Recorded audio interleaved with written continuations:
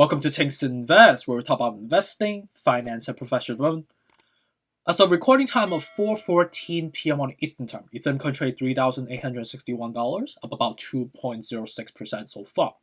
On the overall crypto market, we can see clearly that we are having the opposite effect in comparisons to the equity market at the moment, with the equity market on Dow Jones, Nasdaq, and SPY all close on a downward trend today.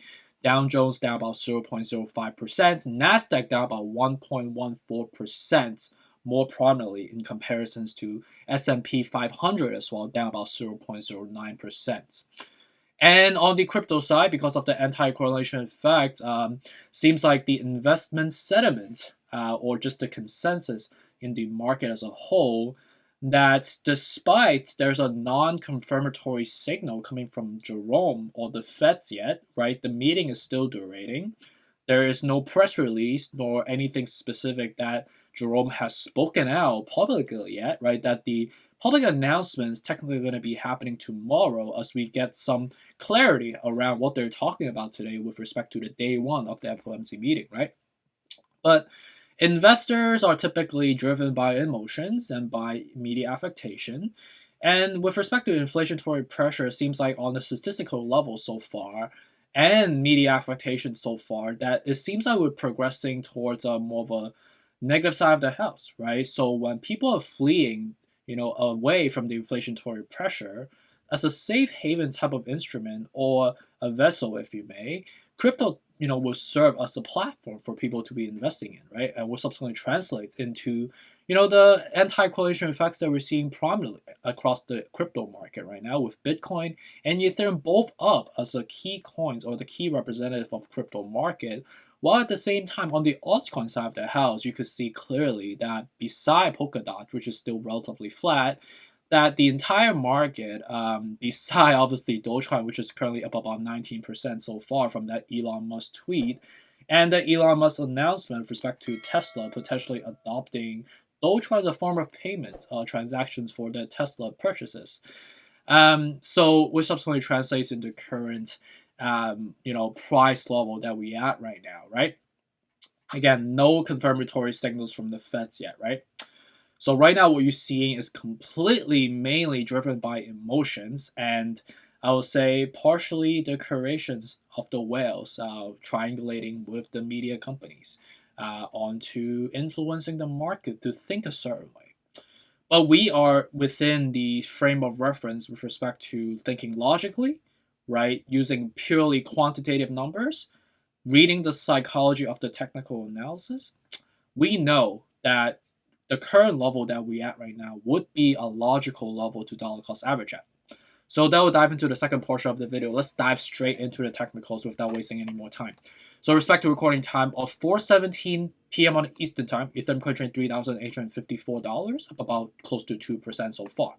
We are currently hovering or consolidating around, obviously, the consolidation level that we identified so far. I have not changed any of the resistance level so far. It seems that we are struggling around this level, similar to the way that we were struggling around the $4,150 that we were doing weeks ago, right? Which we have formed relatively a substantive platform there before, right? And right now we're doing something comparable, just pending the next catalyst on driving which side of the momentum is going to go up or go down from there, right? It was a -1, right? Are we going to see more sell-off? I think the most severe bottom, technically, will be somewhere around like the 3,475. I don't see 3,150 to be honest with you, because that will be just drilling oil again, right? That the gravitational force as we get down to a deeper level of the Earth crust will just push you back out, right? So I don't really think that will be logical for us to get there.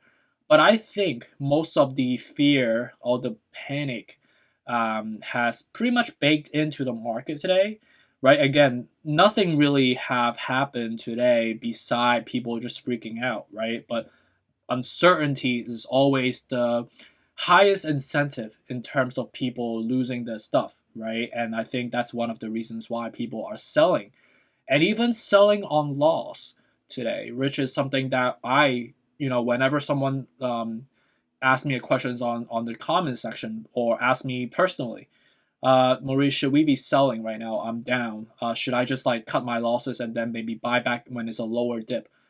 I would never do that because that's timing the market, and no one has that wizardry to do so, right? And I'm not a wizard. I'm not that good either. I can only understand based on risk management levels, and right now the risk management levels checks out for me, and that's a method that always works for me. And hopefully you guys understand where I'm coming from. Respect to Bitcoin's up about 3.05% right now, hovering around the current level that we at right now, which is a identification that we have formed, for quite some time now. I've not changed the technicals. These are just levels that we're hovering around, right? So if we're gonna stay above this level and we're gonna leap up as the next catalyst, which I think is possible, right? We're still at the depleted level. We're about to form a cross upward right now. That the next level is gonna go back to 52 technically, right? So not a terrible level to incur some risk right now on Bitcoin. Respect to Dogecoin is surging up because obviously the Elon Musk news, right? But it seems like that surge was relatively short-lived, like I said, right? It's really mainly driven by hype and Elon Musk, such a powerful tweeter, if you may. And right now we are still within the golden cross, so we're still in that bullish territory. But how long-lived can this be? I would say relatively short, unless like they really release a public release or confirming that other auto companies or even e-commerce companies are using Dogecoin as a form of payment. Then yeah, we're gonna see in for a wild journey coming up on Dogecoin. But I would say right now, I think that was just more of a sporadic tweet rather than an actual substantive tweet. So non-confirmatory at the moment for Dogecoin, but so I'll probably just stay away in my based on my personal preference. Cardano is currently up about 3.5% right now, anywhere from the current level to 134 would be the level to dollar cost average. Do we see 102? I would say no. So Cardano is still a good buy despite up about close to 4% right now. Solana right now is at 160, basically reversing up because of the whole market's going up. So it's not really Solana driven. But again, right, anywhere from the 155 to the level of 148 was the dip, right? Like I kept saying. We are at the 35, so it's still not a terrible idea to incur some risk at the moment. Yeah, it's just a logical thing to do based on the current setup right now. XRP is up about close to 5% right now, but like hovering between 88 cents to 78 cents. Right now it's at 81, right? So it's in between. At the 37 out of 70, so it's not terrible again, right? So I think XRP is actually relatively good if you believe in long term. It's a relatively no-brainer if you think about it that way, right? We're about to form a golden cross. We are depleted, so this is a good setup. Like, this is what I keep saying all the time. When we form that preliminary golden cross, when we have that depletion on our side, that's the level that we will logically incur risk, right? That's just the right thing to do. Polkadot is seems like we are hovering still, right? Anywhere from current level to 25 is still the dip for us. Algorand is up about 1.63% because we were very depleted, so right now, still a good buy if you believe in Algorand, but seems like just based on the strengths and the confidence in the market so far on the chart, is not like the most. We don't really demand a high confidence at the moment, so I'll probably just stay away for Algorands. Shiba Inu is up about 3% right now, anywhere from the 2900 to 900 still the frame that I would incur risk at. MagTac is up about 3.4%, anywhere from 175 to 143 is still the dip for us, and with the 47, so yeah, I'll probably wait off until 175 to 143. AVAX at 83 right now, so anywhere from the 81 to the 60 is still the better level for us to incur some more risks. And with respect to the news front, let's just look at it real quick. I would say collectively there's been some news. But I would say it's very much heavy on the NFT commercialization. You just talk about how much was that transaction executed for. The only one that's kind of worth reading on is with respect to MarketWatch about 20 minutes ago, talk about some of the objectives that we need to watch out for with respect to the Fed meetings. And this is something we've been covering already, so I don't think it's necessarily important for us to really read into it. But feel free to take a read on MarketWatch that came out just right now, literally 15 minutes ago. But ultimately, we need to wait until the confirmatory signal from Jerome coming off his mouth tomorrow, right? And then the other one is talk about respect to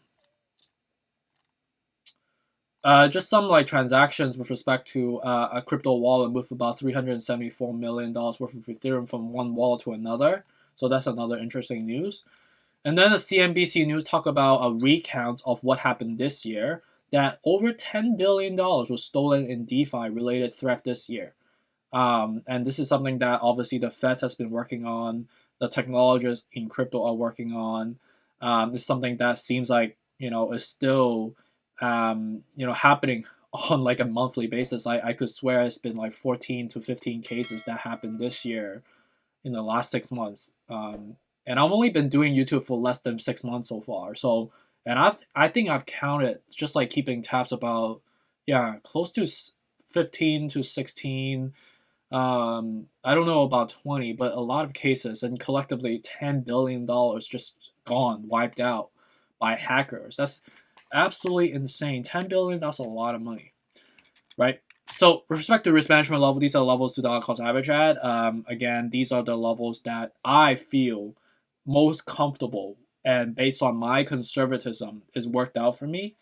Me, I'm not a short-term investor, so I don't really typically buy options. I like to just hold long term. And I like to dollar cost average, continue to build my position from there.